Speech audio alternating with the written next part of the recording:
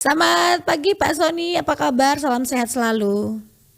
Selamat pagi, salam sehat selalu.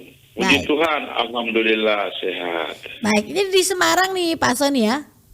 Ya, saya lagi di Semarang diskusi dengan teman-teman dari Universitas Artawacana Baik. Salatiga. Nah, Pak Sony, apa dasar pemerintah provinsi NTT akan melaksanakan 5 festival besar di NTT yang termasuk dalam Karisma Event Nusantara 2022 di tahun pandemi ini, Pak? Iya, jadi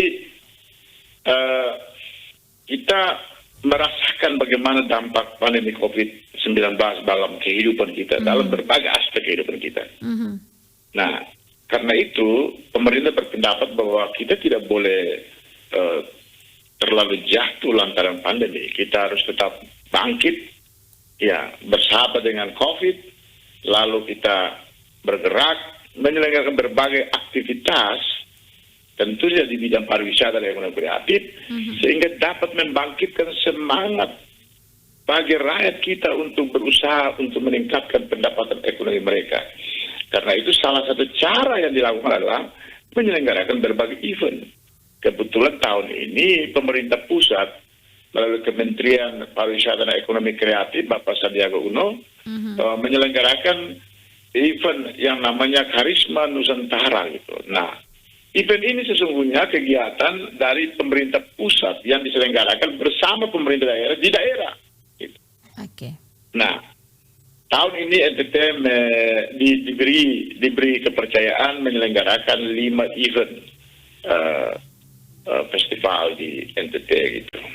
Oke, apa saja festivalnya ini Pak yang akan dilaksanakan di NTT nantinya? Oke, yang pertama adalah Festival Parade Nusantara di NTT. Rencana kita selenggarakan 1 Juni sekaligus peringatan lahirnya Pancasila. Dan itu diselenggarakan secara nasional.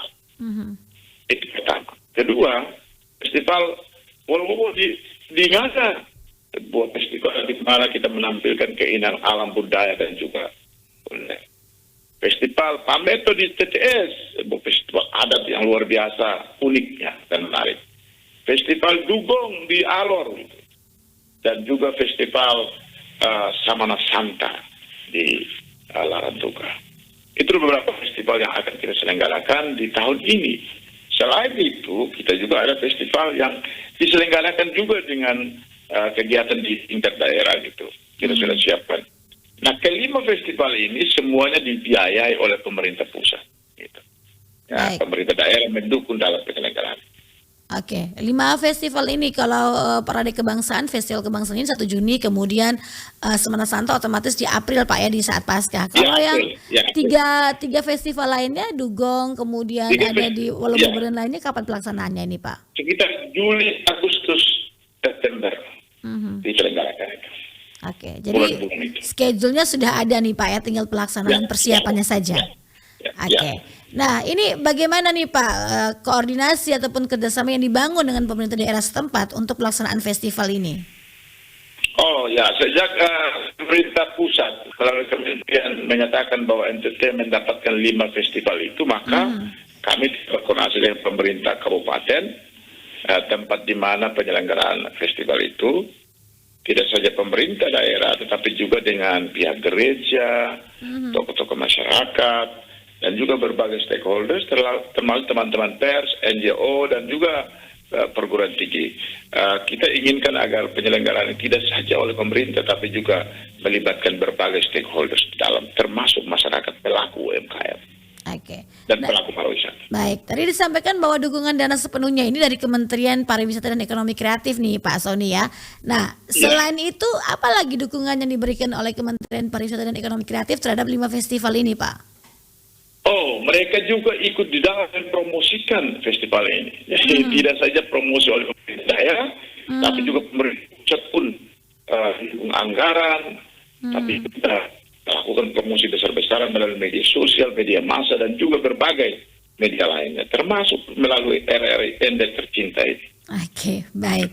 Nah, kemudian Ya. Pak, ini bagaimana nih persiapan yang dilakukan? April sudah di depan mata nih Pak untuk Festival Semana Santa, apalagi saat ini kita di masa pandemi COVID-19. Jangan sampai misalnya ya, ini akan ada klaster-klaster baru dari festival ini. Oh ya, jadi begini. Eh, dalam penyelenggaraan festival ini juga kita tentu tetap menjaga protokol kesehatan. Itu wajib hukumnya. Itu wajib hukumnya tetap menggunakan protokol kesehatan. Sekaligus kita juga sambil melihat perkembangan COVID. Jika perkembangan COVID pemerintah menyatakan bahwa itu tidak boleh diselenggarakan, maka kita siap untuk menunda. Tapi kalau misalnya pemerintah mengatakan dapat diselenggarakan, dan tentu saja dengan menggunakan protokol kesehatan, kita selenggarakan. Nah, koordinasi dengan pemerintah daerah telah berjalan, tapi kami lagi sedang mengefektifkan koordinasi itu sehingga lebih itu lagi soal persiapan-persiapan, termasuk persiapan masyarakat, pelaku UMKM, pelaku pariwisata, pembenahan destinasi wisata, promosi pariwisata, itu kita siapkan dengan baik ya. Dalam penyelenggaraan itu dia betul-betul mencapai apa yang menjadi tujuan kita sesungguhnya. Oke, jadi memang ini festival yang akan dilaksanakan nantinya ini termasuk fleksibel Pak ya. Ini tergantung dengan kasus COVID-19 di daerah tersebut. Iya, jadi kita melihat dulu perkembangan kasusnya seperti itu. Oke. Dan ya kita berdoa biar supaya dia makin melandai, kemudian semakin banyak masyarakat kita yang sudah vaksin. Nah, saudara masyarakat kita juga tinggi. Saya optimis kita bisa selenggarakan dengan baik. Oke. Nah, selain dengan pelaksanaan 5 festival ini, Pak, apa yang dilakukan oleh pemerintah Provinsi NTT untuk pemulihan ekonomi dan juga pariwisata di Nusa Tenggara Timur sendiri? Oh iya, jadi yang paling pertama kita berkoordinasi dengan stakeholders yang lain, aparat pemerintah yang lain, agar kita harus tetap mempercepat dan memperbanyak vaksin di kalangan masyarakat. Kita juga mendorong masyarakat agar ayo sekarang datang di tempat-tempat di mana dilakukan vaksin itu. Vaksin itu penting banget. Ini COVID inilah yang menjadi penyebab utama mengapa hal dalam hidup kita terganggu. Termasuk kehidupan sosial, kehidupan berpemerintah. Karena itu, kita mendorong itu. Pertama adalah vaksin dipercepat. Kita berkoordinasi dengan teman-teman dari Dinas Kesehatan dan dari berbagai instansi lainnya. Itu pertama yang harus kita dorong. Kemudian kita berkoordinasi berbagai stakeholders yang terlibat di dalamnya nanti. Kita pemerintah daerah, tokoh agama, tokoh masyarakat, teman-teman pers, dan juga berbagai stakeholders lainnya. Kemudian hal agak teknis, yaitu tentu saja kita berkoordinasi. Sebelum hal teknis kita koordinasi pemerintah pusat karena mereka yang mendorong dan mendukung penyelenggaraan ini. Dan hal teknis adalah pembenahan destinasi wisata kita lakukan.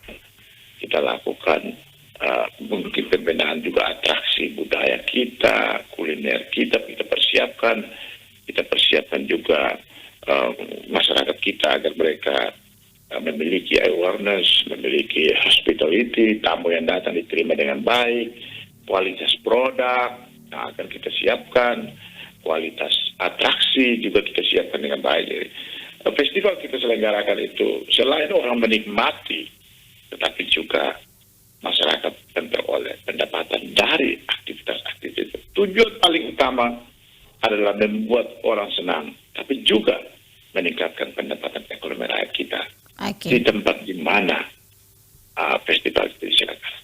Iya, jadi memang pelaku pariwisata juga yang dipersiapkan, fasilitasnya juga, dan masyarakat pendukung sekitar lokasi pariwisata ini juga nih Pak ya. Lokasi sekitar festival ini dipersiapkan dengan baik. Oke, baik Pak Sony, terima kasih informasinya pagi hari ini. Semoga saja rencana baik ini juga akan terlaksana ya, dan kita berharap bahwa kasus COVID-19 akan terus turun sehingga kita bisa melaksanakannya dengan aman. Selamat pagi Pak Sony, selamat berhari Minggu dan selamat beraktivitas kembali. Salam tangguh ke Semarang. Ya, terima kasih. Selamat hari Minggu. Tuhan memberkati kita sekalian.